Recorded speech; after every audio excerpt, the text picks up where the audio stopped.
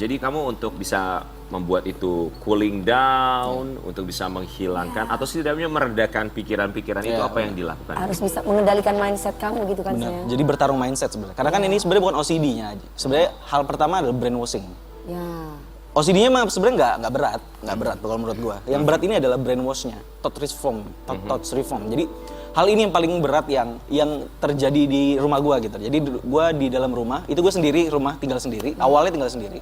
Habis itu tiba-tiba ada orang datang ke rumah gua, itu nggak tahu tiba-tiba dia ngasih thought reform aja, nge-brainwash, akhirnya jadi vertigo, muncullah OCD ini. Hal terberatnya adalah thought reform ini, yang terus ngegali OCD gua gitu loh. Sorry, mohon maaf, dia datang untuk apa tujuannya? Kalau secara kan dia secara nggak langsung memberikan sebuah imajinasi ke gue tuh. Jadi apa yang mau dia lakukan, potensi-potensi itu terlintas di mata gue gitu loh.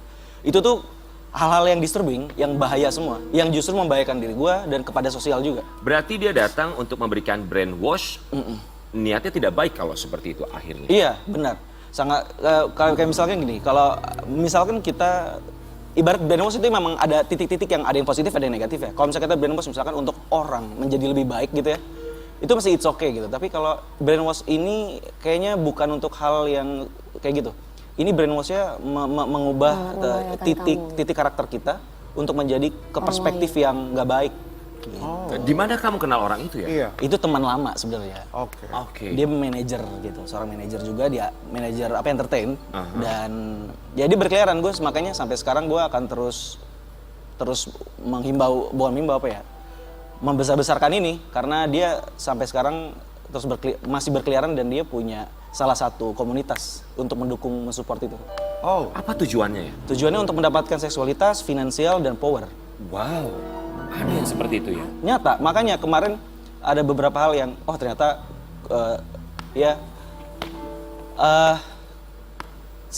grup gelap itu nyata gitu.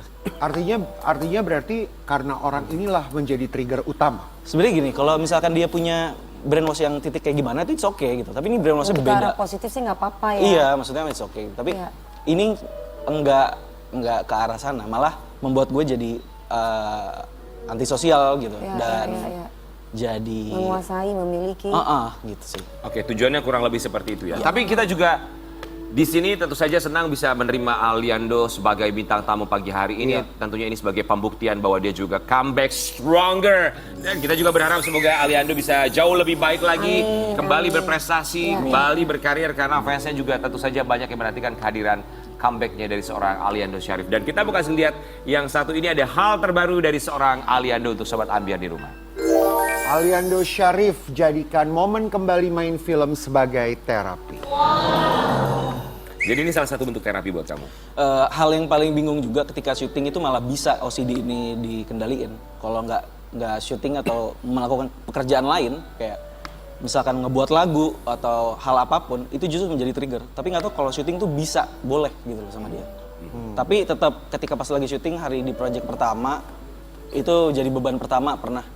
Tapi ya Agak blank, agak blank ya. biasanya, Tapi pasti itu ya. challenging yang membuat gue mungkin bisa Bangkit melawan lagi, betul. melawan Betul. itu gitu. Ya. Melakukan apa yang kita senangi ya. Senangi. Itu merupakan salah satu hal tentu saja yang bisa membangkitkan semangat kita untuk kembali hidup dalam tanda kutip. Tapi kalau, sebelum kita bahas tentang kamu yang kembali terjun ke dunia film, apakah kamu pergi untuk tentu saja mencari bantuan misalnya? Psikolog, psikiater? Iya, akhirnya berobat ke psikolog dan psikiater juga gitu. Dan mereka bilang memang ini nggak ada bukti sama sekali juga kalau mau dilaporin ke polisi dan lain-lain. Ini dia main bersih gitu. Jadi seperti udah biasa juga melakukan hal ini gitu.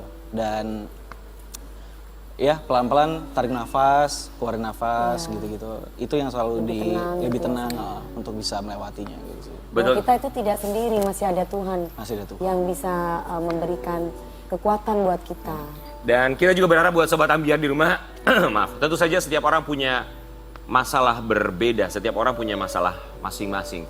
Bahwa bukan hanya diri kita sendiri yang punya masalah, orang di samping kita, di belakang kita, di depan kita, mereka pun punya masalahnya masing-masing.